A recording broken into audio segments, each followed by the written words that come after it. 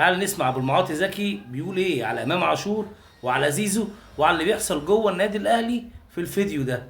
يلا بينا. قال له ازاي؟ قال له بص، يدوني فلوس تريزيجيه وتاني قاعد. قال له ايه؟ قال له تريزيجيه بيتعامل كلاعب اجنبي. قال له ليه؟ هو شعر اصفر وعينه خضراء؟ يعني مش شعر، يعني ايه؟ ما هو مصري وانا مصري. طب ما انا راجع انا كمان، خلي بالك من الجمله دي، ما انا راجع انا كمان من الدنمارك، ما الاهلي عاملني زيه. انا كمان جاي من الدنمارك، تريزيجيه جاي من قطر وانا جاي من الدنمارك، عبد المنعم هيجي من فرنسا هيتعامل كده. طب وانا ما بتعاملش زيه ليه؟ قال له يعني ايه؟ قال له يعني يا احمد يا يحيى اتكلم مع المسؤولين في النادي الاهلي المساواه بعقد تريزيجيه.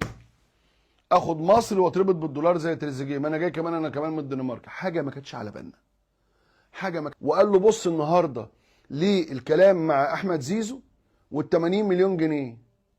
قال له يعني انا هبقى في الفرقه باخد 15 واللي جاي من بره ياخد 60 مليون زي تريزيجيه وزيزو ياخد 80 مليون وانا قاعد كده؟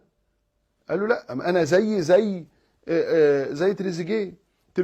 تريزيجيه جاي من بره وهتربط بالدولار، وانا جاي من بره هتربط بالدولار. قال له طب اهدى يا امام وانا هتكلم مع الكابتن الخطيب. قال له لا، اتكلم ودوس وانا مش هتكلم مع حد، بس الامر ده لازم تحطه في دماغك. اقصى فتره للتعديل من هنا لبعد كاس العالم، لان ده حقي.